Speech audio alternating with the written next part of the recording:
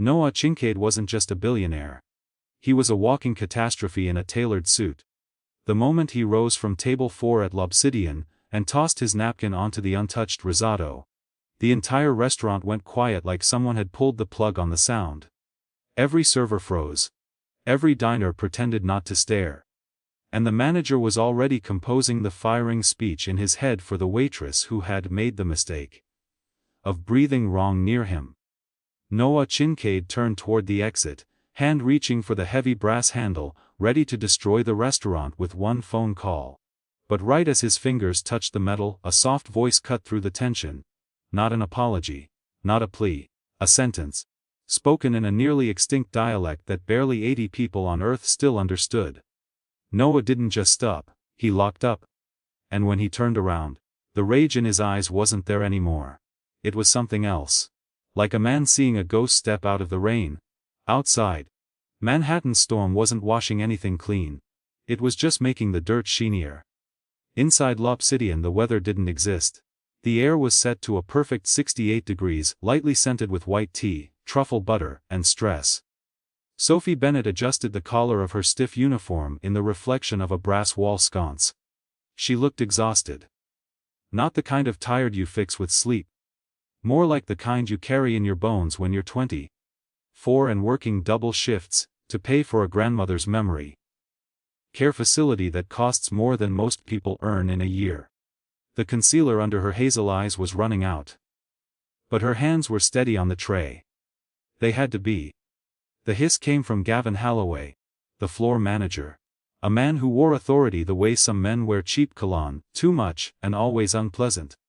He stood by the pass terminal, tapping his manicured nail against the screen. Table 4 opens in 20 minutes. He whispered tight.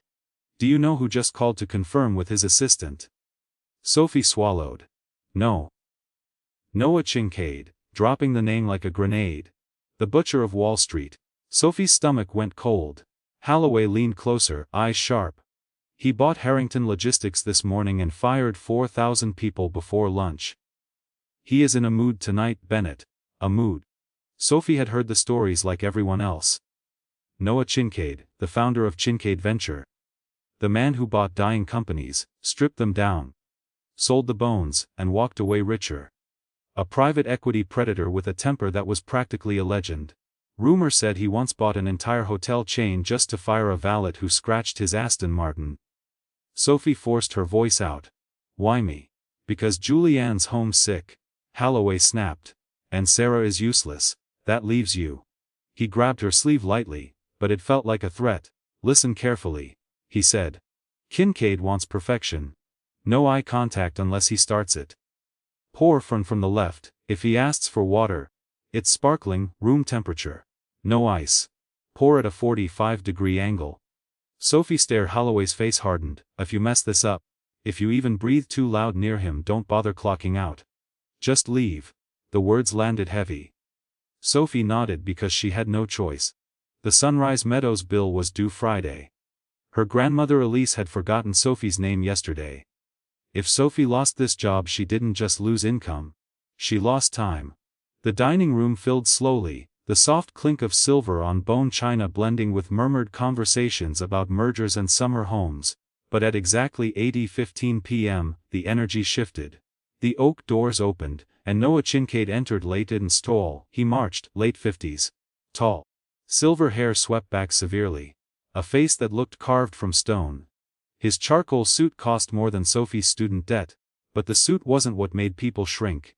It was the aura. Impatience and fury rolled off him like heat. He had a sleek phone pressed to his ear. I don't care what the board thinks, Arthur. He snapped. Burn the contracts. If they want to play hardball, I'll buy the bank holding their mortgages and evict them by Christmas. He ended the call without a goodbye and shoved the phone away. Holloway rushed forward with a smile stretched so wide it looked painful. Mr. Kincaid, welcome back to L'Obsidian. Your usual table is ready. Noah looked at him like he was dust on a window. I want quiet, Noah said flatly. If I hear a cork pop, I'm buying this place and turning it into a parking garage. Understood. Holloway nodded so fast it was pathetic. Absolutely, Mr. Kincaid. Right this way. He led Noah to the private alcove, table 4, hidden behind velvet curtains and sound-dampening panels. Noah sat, pressed his fingers to his temples, eyes squeezing shut like he was trying to hold the world together through sheer force. Holloway hurried back to the service station and grabbed Sophie by the shoulder. His grip was hard enough to bruise. "He's waiting," he hissed. "Go. And for the love of God, Bennett, don't speak unless he speaks first." Sophie inhaled, pipped the leather-bound menu and wine list and stepped into the alcove. The air felt thinner inside, charged. Noah stared out the window at the rain-smeared darkness. He didn't turn when she entered. "Good evening, Kincaid," Sophie said, voice soft and practiced. "My name is Sophie and I'll be taking care of you tonight." Noah waved a hand without looking at her. "Scotch, blue label, neat, and bring the menu. I don't have all night." "Yes, sir." Sophie moved fast, pouring with care into a crystal tumbler, checking the glass for spots. When she returned, she placed it down like she was diffusing a bomb. Noah took one sip, grimaced, and slammed the glass down. Sophie's spine went rigid. "The bottle," Noah snapped, finally turning his head. His eyes were icy blue, rimmed red with exhaustion. "Was it sitting under the bar lights?" I believe it was on the shelf, sir. It tastes like bathwater." His jaw tightened. "Take it away. Bring me a fresh bottle." Unopened. "I apologize, Mr. Kincaid." "Right away." Sophie hurried to the bar. Holloway watched like a hawk. "What did you do?" "He wants a fresh bottle," Sophie whispered, hands shaking as she reached for a sealed box of Johnny Walker Blue. "He said the pour was warm." "Christ," Holloway muttered. "Hurry up." The rest of the service didn't improve. It wasn't a slow motion crash. Sophie did everything right. Technically. But Noah Kincaid was in the kind of headspace where nothing could ever be right. The appetizer, scallop carpaccio, delicate and expensive, was pushed away after one bite. "Rubbery," Noah said. "Did the chef die and leave the dishwasher in charge?" Sophie apologized and whisked it away in the kitchen. Pierre, the head chef, threw a towel onto the floor like a grenade. "He is a Philistine," Pierre shouted. "That scallop flew in from Hokkaido this morning." Then he pointed at the grill. "Fine. He wants steak, I give him steak." The main course was a dry-aged ribeye, medium rare. Sophie checked it before leaving the kitchen. Perfect crust. Glistening pink center. She set it down in front of Noah. Noah was back on his phone, scrolling through emails, stress carved into deep lines across his forehead. He cut the steak, chewed once, stopped. The silence that followed was worse than screaming. Slowly, Noah placed his knife and fork down with a deliberate clink. He wiped his mouth.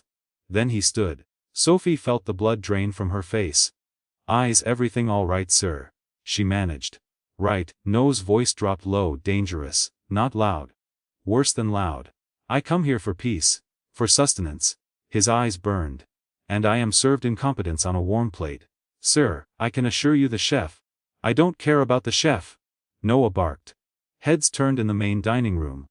The velvet curtain barely muffled his voice. "I care that I'm paying $500 for meat with the texture of a shoe and service hovering like a vulture." Holloway appeared instantly. Like he'd been summoned. "Mr. Kincaid, my deepest apologies. Please allow me to—" said it, throwing the napkin onto the table. It landed in the mashed potatoes. "I'm done. I'm leaving. And I'm making sure everyone I know understands Lobsidian has become a cafeteria." Holloway actually reached toward Noah's arm, then recoiled like he'd touched fire. "We will count the meal," Holloway babbled. "We will fire the server immediately." He turned sharply on Sophie. "Right here. Bennett, you're finished. Get out." Sophie stood frozen, the humiliation hit like a slap. Tears burned behind her eyes, hot, stinging. She had done everything she could. And it didn't narrow her mind. She saw the past due bill for Sunrise Meadows. If she lost this job tonight, she wouldn't make rent. She wouldn't make the payment. Nana would be transferred to a state ward. Elise would disappear into a system that forgot people. Noah ignored Holloway's groveling. He buttoned his jacket, face locked in cold disgust, and stormed past Sophie. He was 3 steps beyond her, reaching for the lobby door. Sophie's mind raced. She had nothing left to lose. She was already fired. The injustice burned through her fear. And as she stared at his back, she didn't just see a monster. She noticed the way his left shoulder sat slightly lower than his right. The rhythmic tap of his fingers against his thigh. A nervous tick. And suddenly, a memory surfaced. Not from New York. From her childhood, from the stories Elise used to tell her before dementia stole them away. Stories of the old country. Stories of the mountains. Stories of stubborn men who carried storms inside them. There was a phrase Nana used when Sophie's grandfather came home furious. A phrase meant to disarm. To acknowledge pain. To call on ancestry. It was in Occitan, an old rustic Vidin Pyrenees valleys, almost dead now, swallowed by French and Spanish. Noah's hand gripped the brass handle. Sophie opened her mouth. She didn't shout. She spoke clearly, trembling but steady. A sentence in the dying tongue, a proverb. The rain is needed for the earth to breathe. Noah stopped, not like a man hesitating. Like a man whose body had forgotten how to move. His hand froze on the handle. For 3 seconds nobody breathed. The restaurant waited for the explosion. Holloway looked at Sophie like she'd signed her own death warrant. Then slowly, terrifyingly, Noah turned around. The rage was gone. In its place was something like shock. Like confusion, like grief. He looked at Sophie. Really looked at her. For the first time all night. "What did you say?" he whispered, voice hoarse. Sophie swallowed hard, clutching her tray against her chest like armored. She repeated it in English. But kept the cadence of the old tongue. "I said, the rain is needed for the earth to breathe. My grandmother used to say it when the men came home from the mines with thunder in their hearts." Noah took a step toward her. His face looked shaken. "Where did you learn that dialect?" he asked. "That inflection?" "My grandmother," Sophie whispered. "Elise. She was from a village called Val d'Arent in the mountains." The color drained from Noah's face. He looked like someone had punched him in the stomach. He raised a trembling hand to his mouth. "Val d'Argent," he repeated, like the word tasted like ash. "No one has come from Val d'Ar in 40 years. The mudslide buried it. My grandmother survived," Sophie said, voice growing steadier. "She was a girl. She left before the slide." Silence swallowed the alcove. Holloway, sensing something shifting but not understanding, stepped in quickly. "Mr. Kincaid. I am so sorry she is bothering you with this gibberish." "Sophie, back office." Immediately. He didn't raise his voice. He just spoke. "Shut up." The words carried a lethal calm. Holloway's mouth snapped shut like a trap. Noah walked all the way back to Sophie and stopped a foot away. Tall. Imposing, but his eyes weren't cruel anymore, they were frantic. "Elise," he muttered. "Elise Bouchard," Sophie gasped. Her tray slipped from her hands and crashed onto the floor, metal and glass exploding across the polished wood. That was her maiden name. Sophie breathed. "How do you know that?" The sound didn't just break the silence. It shattered the invisible hierarchy of l'obsidian. A water glass rolled and shattered. A fork spun in a circle, ringing like a dying bell. The whole dining room turned. Executives and socialites stared, expecting Noah Kincaid to publicly destroy her. Holloway lunged forward, face blotchy red. "You clumsy incompetent." He reached for Sophie's arm, ready to drag her out. "I am so sorry, Mr. Kincaid. Security will remove her immediately." "Sophie, leave the apron, get out now." Sophie was paralyzed. She stared at the spilled water soaking into her pant leg. Fired. No reference.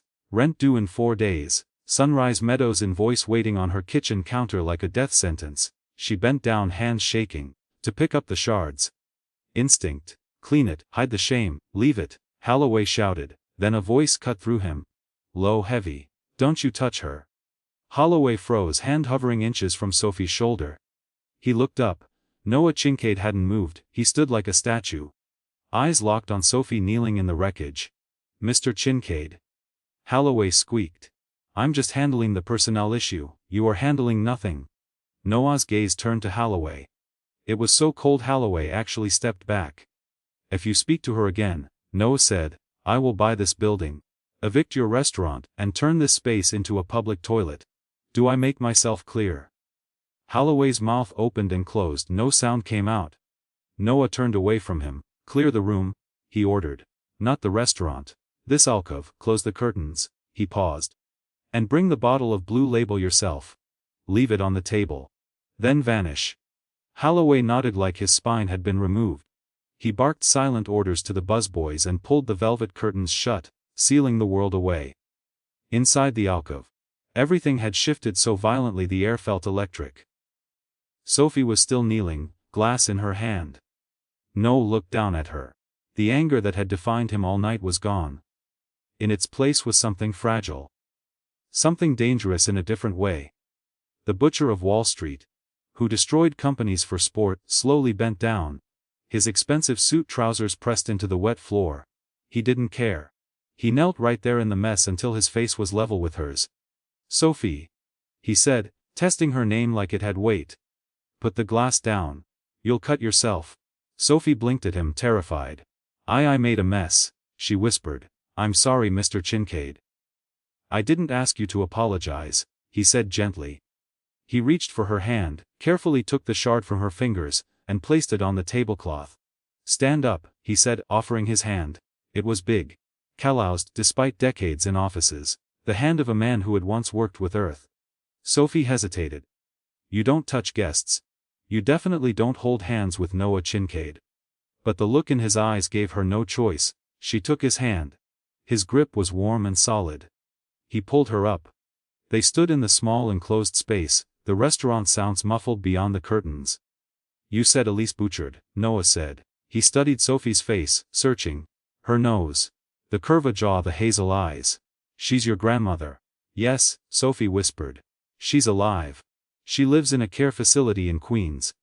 Noah let out a breath like he'd been holding it for decades. He turned to the small window and pressed his forehead to the glass. "Bouchard," he murmured. "I thought they were all dead." The papers said, the report said the entire northern slope was wiped out. "She was in the capital when it happened," Sophie said. "She was apprenticing with a seamstress. She lost her parents, my great-grandparents. She never went back." Noah turned around. His face was unreadable, like a war was happening behind his eyes. "Sit down," he said, gesturing to the chair opposite his chair. "I can't. I'm on shift. If Holloway sees—" "You are not a waitress right now," Noah said firmly. "And I am not a customer." He paused and the next word came out rough and used. "Lease." Sophie sat, feeling small in the leather chair. Holloway slipped through the curtain sweating, placed a fresh bottle of Blue Label and 2 glasses on the table without daring to look at Sophie, bowed, and backed out. Noah cracked the seal and didn't pour politely. He filled 2 glasses. He slid one toward Sophie. "Drink," he said. "You look like you're going to pass out." "I don't drink on the job." "You aren't on the job anymore," Noah said, taking a long pull from his glass. The scotch seemed to steady him. Then he looked at her again, really looked. "You have her eyes," he murmured. "Elise's eyes, they change color. Green when she's happy, brown when she's worried." Sophie touched her cheek, self-conscious. "Mr. Kincaid, who are you? How do you know my grandmother?" Noah gave a short, dry laugh with no humor in it. "I'm Noah Kincaid now," he said. Then his voice lowered. "But 50 years ago, in a valley that doesn't exist anymore, my name was Sylvester." He swallowed. Sylvester Kazanov. The name landed heavy, ancient. Sophie's brow furrowed. "Kazanov, I've heard that. Nana used to tell stories about the wolf boy named Kazanov. But she said he was a thief." Noah smiled, sad, crooked. "She wasn't wrong," he said. "I was a thief. A beggar. A scoundrel." He leaned back, swirling the amber liquid. The storm outside hammered the windows, mirroring the turbulence in his memory. "My father was a drunk who worked the sulfur mines," Noah said. His voice shifted into something softer, older. "My mother died giving birth to me. We lived in a shack on the edge of Val d'Argent, the Silver Valley." He looked at Sophie. "You have to understand the poverty. It wasn't like being poor in New York. There were no shelters. No food stamps. If you didn't work, you didn't eat," he exhaled. "And my father didn't work. So I stole apples, eggs, bread left on window sills. The village hated me," Noah said. "They called me the rat." He took another sip. "But there was one family who didn't chase me away with a broom." Sophie leaned forward without realizing it. "The Bouchards," Noah said softly. "They were the bakers. They weren't rich, but they had flour. And they had Elise." His expression changed when he said her name. "Not like a billionaire. Like a boy. Elise was 3 years older than me," he continued. "And she was radiant. He shook his head, almost angry at the memory. Not the kind of beauty you see today. Not painted. Not purchased. She was just light. When the other boys threw rocks at me, Noah said, she would scream at them. And every evening, just after the sun dipped behind the Pyrenees, she'd leave the bakery's back door unlatched.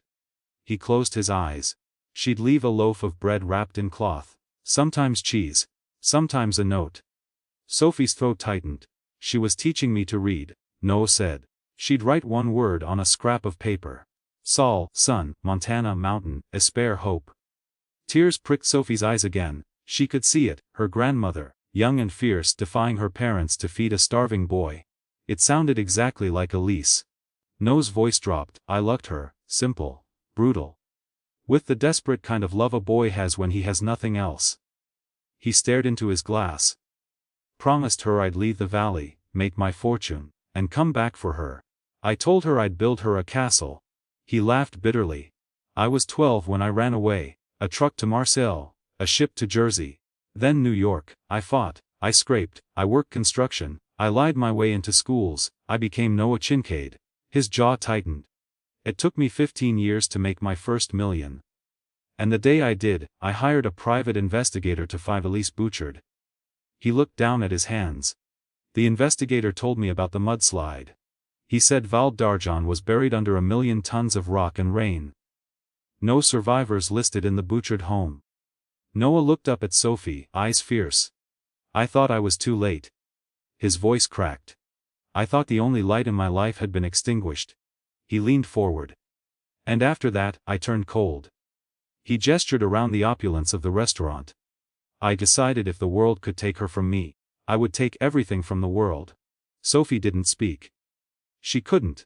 Noah's voice dropped to a whisper. All of this, it's noise. His eyes flicked to her. I would trade every dime to sit on the back steps of that bakery and eat stale bread with her one more time. Silence filled the alcove. Not awkward, shared. Sophie wiped a tear away. She talks about a boy sometimes, Sophie said softly, when her mind drifts.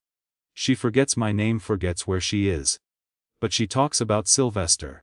Noah's grip tightened on the table edge, knuckles whitening. She remembers me. He choked out. She never forgot you. Sophie whispered. She kept a box. There's a jagged stone, looks like fool's gold. Sophie smiled through tears. She said Sylvester gave it to her and told her it was a diamond. Noah covered his mouth, fighting a sob. A single tear escaped and carved a path through the deep lines of his face. The Iron Man of Wall Street was crying. I need to see her, he said thickly. Sophie, take me to her. Sophie hesitated. Reality slammed back in. Mr. Kincaid. Noah's sharpness flashed instantly. And what? He demanded. Tell me. Sophie stared down at her lap, ashamed. I can't just leave, she admitted. I really need this job. She swallowed hard. And I don't know if they'll even let me in tonight. Noah's eyes narrowed. Why? I'm behind on payments, Sophie said quietly. They threatened to transfer her to a state ward if I don't pay the balance by Friday.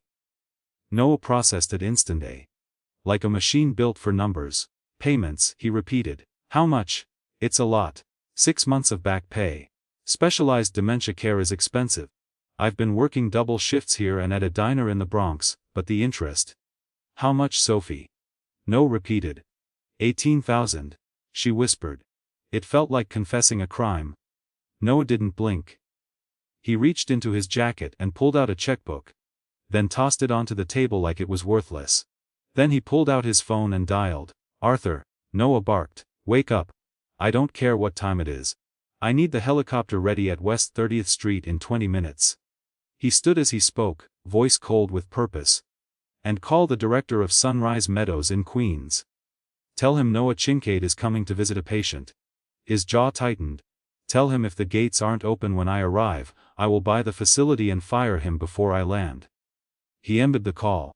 Then looked at Sophie. Get your coat. But my shift. Sophie stammered.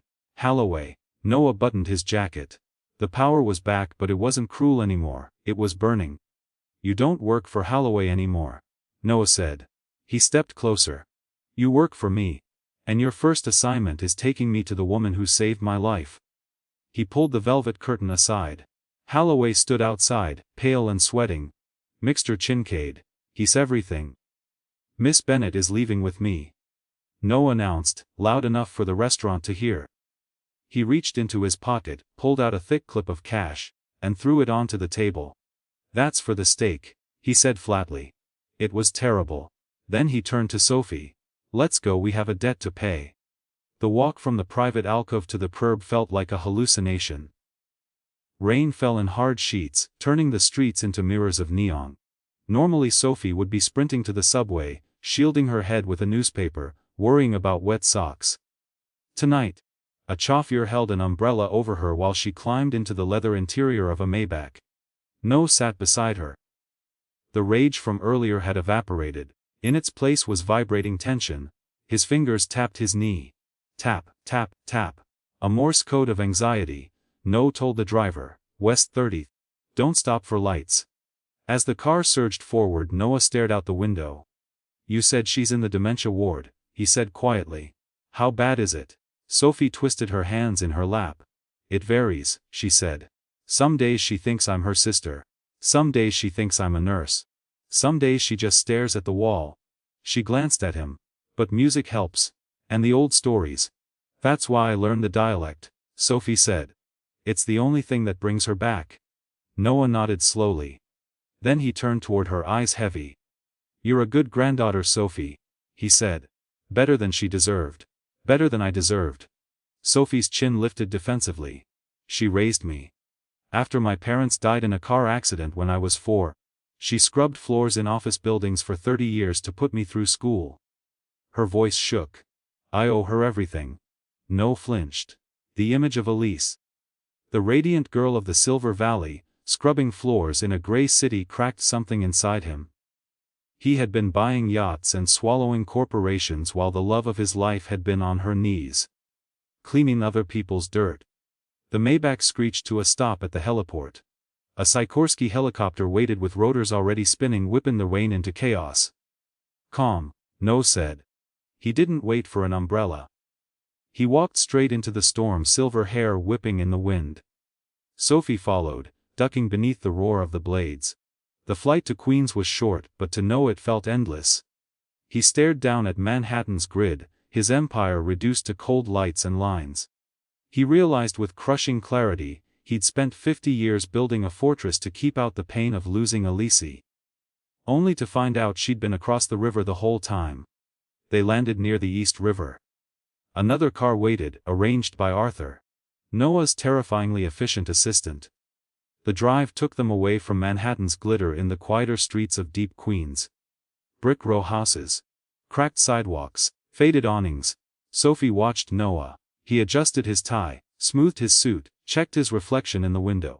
The titan of industry looked like a teenage boy on a first date. He started to speak, then exhaled sharply. I look old, he muttered. She remembers a boy with dirt on his face and a stolen apple in his pocket. She's going to see the grandfather. She's old too, Sophie said gently. Basuller. Kincaid she doesn't see with her eyes anymore. She sees with her heart. Noah swallowed hard. I hope you're right. The car turned a corner and slowed. Ahead sat a large brick building behind chain-link fencing.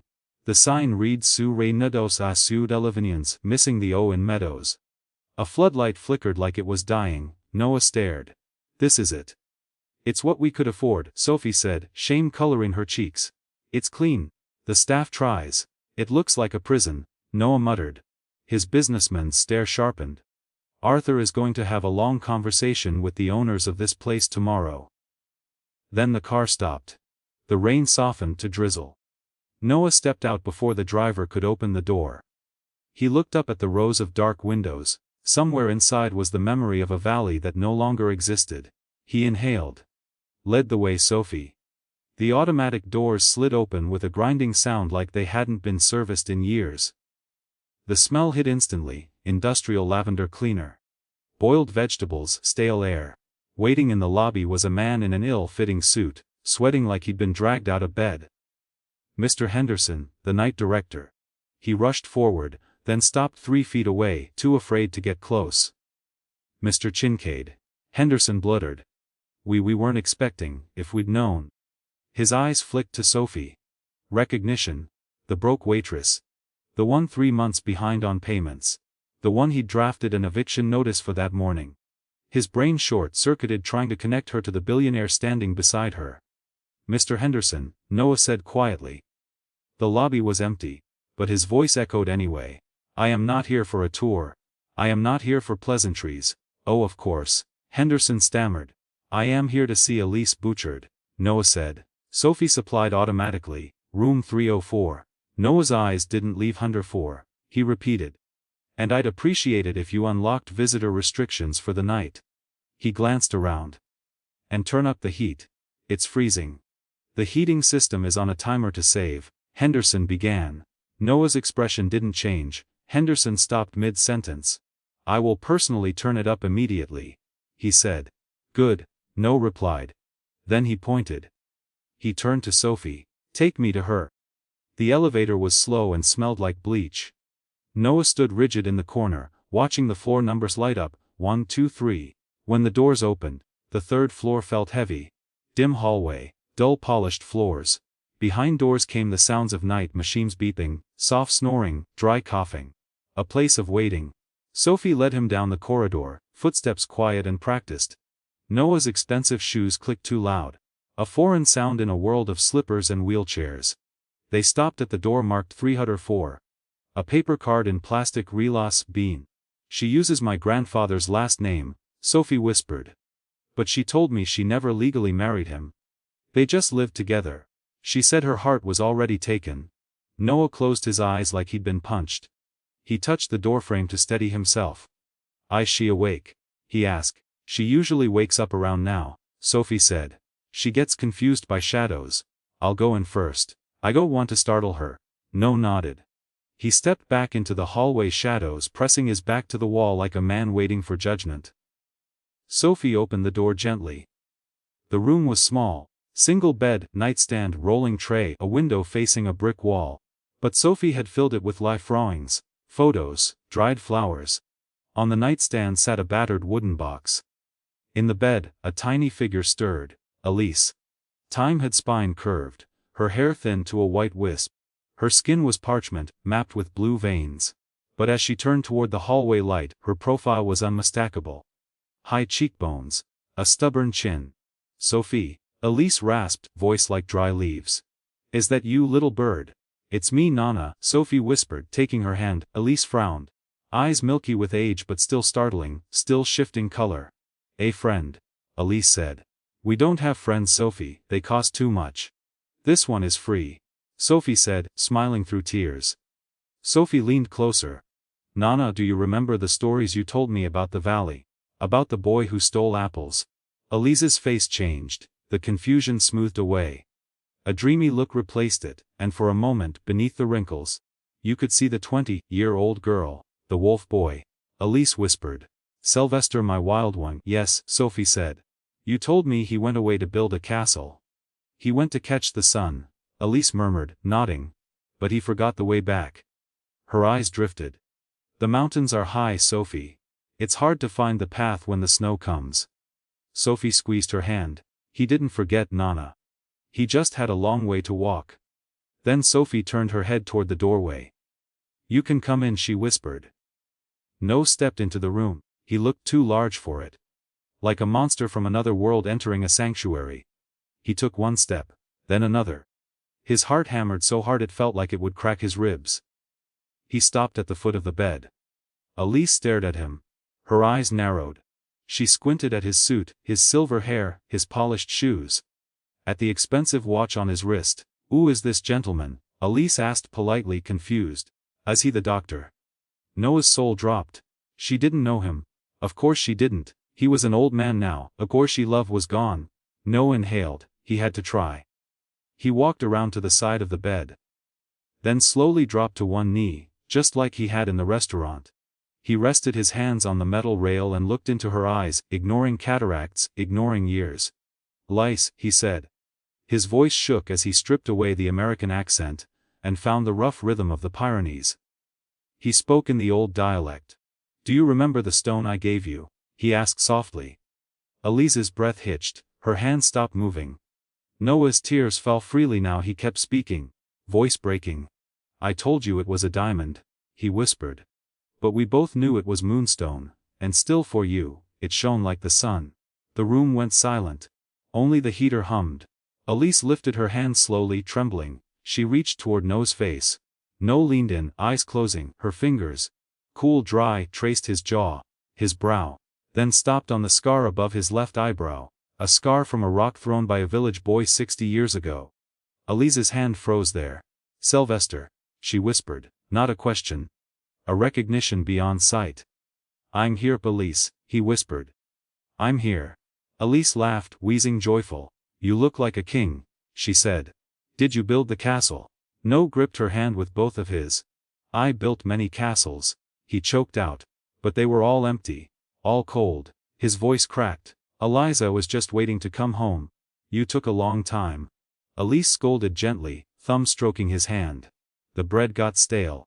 Noah sobbed, burying his face in her palm. I know. I'm so sorry. Sophie stood in the corner with her hand over her mouth, trying not to make a sound. She watched the most feared man in New York weep like a child at the bedside of a woman who had nothing left but memory. Elise patted his silver hair. Hush now, she murmured. Little wolf, you are here now, the storm is over. Noah lifted his head, eyes burning through tears. I'm not leaving again, he vowed. Never again. His voice hardened with a promise. I'm taking you out of here. Tomorrow, I'm taking you somewhere you can see the mountains. Elise smiled. Eyes drifting shut as exhaustion pulled her under. But her grip on Noah's hand stayed like iron. Tell me, she murmured. Tell me about the world, Sylvester. Did you win? Noah looked at the fragile woman holding his hand. Then at Sophie, the granddaughter who had fought for her. Yes, Noah whispered. I think I finally just did. 6 months after that rainy night in Queens, the Wall Street Journal ran a headline. Te Moluf Rires. Nach QNCA accudes asset y. But the article didn't tell the real story. To find that, you had to drive 3 hours north of Manhattan, into the Hudson Valley, where the Catskill Mountains rose like sleeping giants, almost like the Pyrenees. Noah kept his promise. He didn't just pay for a better room. He bought a sprawling stone estate overlooking the river, high ceilings, roaring fireplaces, and old country shadows. He named it Castel d'Argent. Sophie Bennett no longer wore a uniform. She stood on the wide stone terrace in crisp autumn air, holding a mug of hot cider. No tray. No fake smile. No fear. Her debt was gone, paid in full the morning after the helicopter ride. But Noah had done more than write checks. He'd given her purpose. Sophie became director of the Elise Initiative, a foundation dedicated to preserving endangered dialects and funding elder care for immigrants forgotten by the system. She heard gravel crunch and turned. Noah was pushing Elise's wheelchair along the garden path. The change in him was physical. The permanent furrow between his brows was gone. No suit, no 3-piece armor, just a thick wool sweater and corduroys. He looked like what he had always been underneath. Not a titan, a man who finally came home. Elise was wrapped in a cashmere blanket, face turned toward the sun. Her dementia still came in waves. But the bad days were fewer. Being surrounded by the language of her childhood, by the smell of fresh bread baking in the kitchen, anchored her. Sophie. Noah called, waving. She remembers the song, the one about the shepherd. Sophie walked over, heart full. They sat together on the terrace as the sun sank low, painting the sky violet and gold, the same colors Elise used to describe in Val d'Arent. On the table between them sat a simple wooden board, a loaf of rustic sourdough, a block of sharp cheese. It's not Hokkaido scallops, Sophie teased, sitting down. Noah laughed, real, deep, warm. Startling birds in the trees. He sliced bread and handed a piece to Elise, then one to Sophie. Noah said, taking a bite and closing his eyes. It tastes like home. And as they sat there, 3 generations bound not by blood, but by history and one sentence spoken in a dying tongue. Sophie understood something simple and brutal. That night at L'Obsidian, the angry billionaire hadn't walked out of his prison. He had walked out of his prison, and by saving her, he had finally let himself be saved too.